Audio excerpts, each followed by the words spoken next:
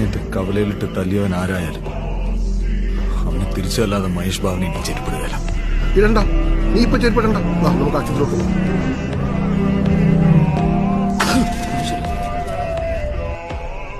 തിരിച്ചു തല്ലി നമുക്കൊന്ന് ആലോചിച്ചിട്ട് പോരെ?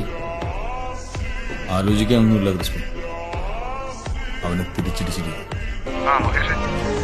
ഞാൻ അവനിടിക്കാൻ പോവാ. വേറെ ആരും അത് കാണുമെന്ന് എനിക്കില്ല.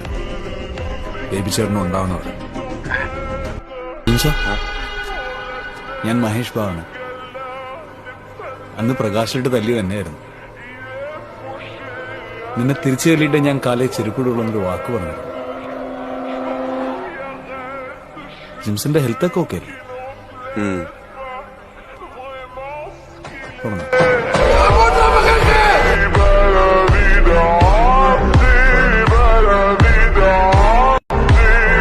എട്ടിന്റെ ഒരു ലൂണാണ്.